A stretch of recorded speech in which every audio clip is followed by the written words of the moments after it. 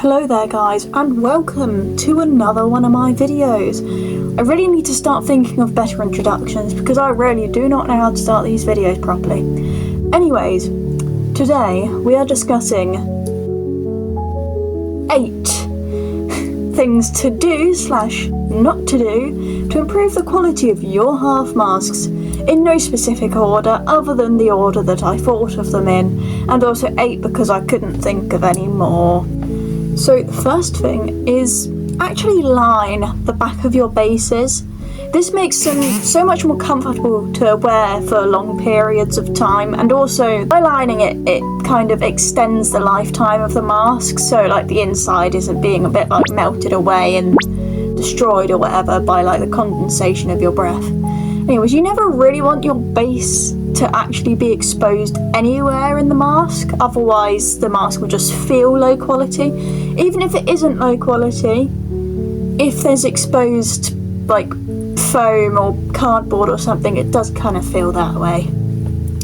Number 2, don't use felt tip pens on your masks if possible. The colours can very easily fade or change colours when exposed to the sun. I know this from past experience where a mask has gone from brown to somehow green and purple.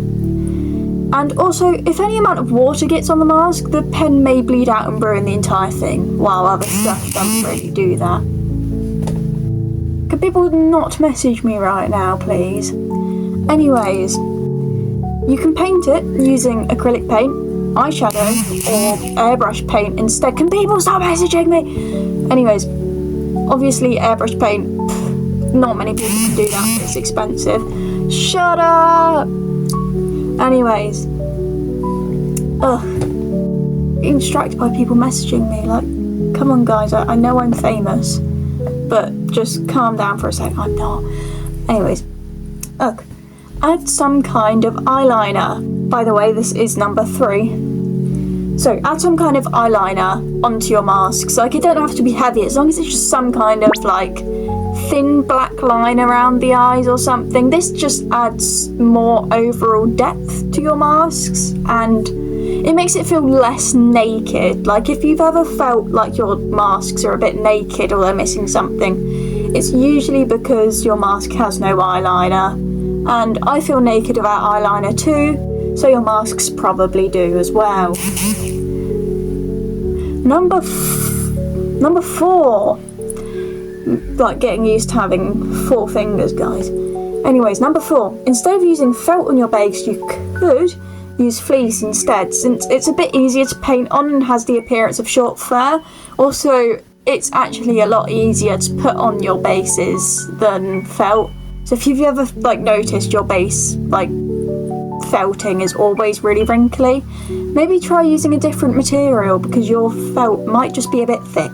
You could even use fake fur to make the masks look more realistic. It's kind of impossible to make a realistic mask without using fur, unless it's of course like a reptile or something. I don't recommend using fur if you're making a reptile. And also, number 5.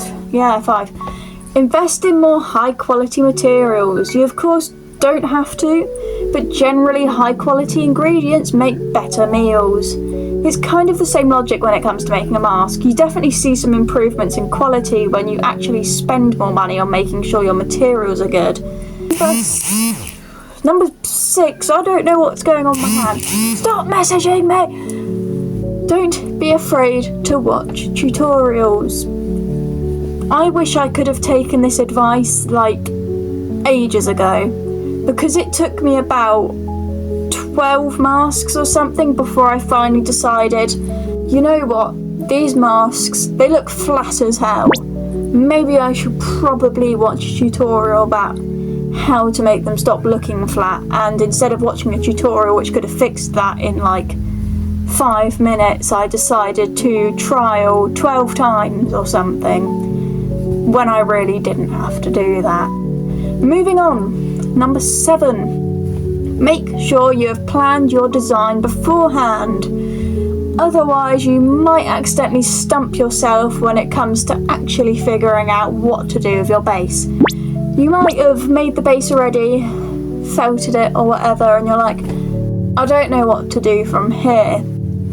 Of course you can just do it like that or do the design halfway through, but it is just generally quicker to have a design in mind in the first place. And going in blind is generally harder if that wasn't obvious.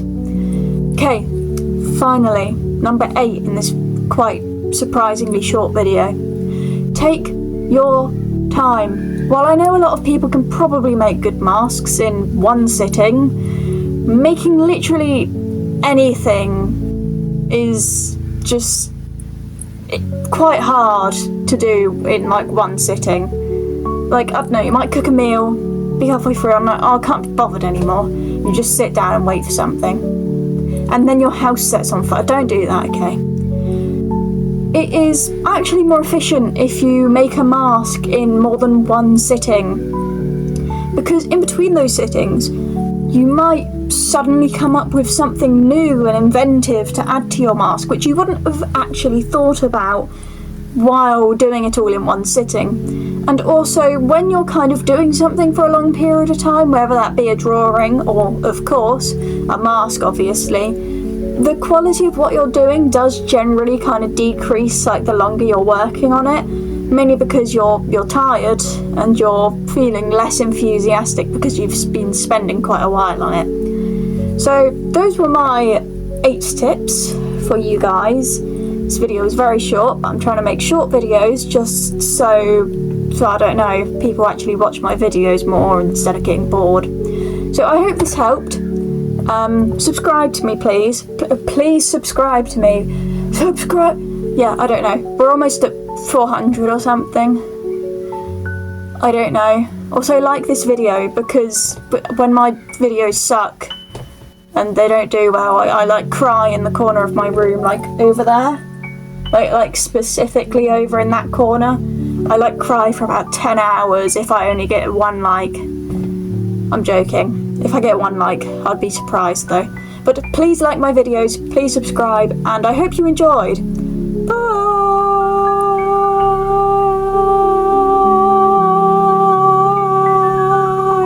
I'm sweaty!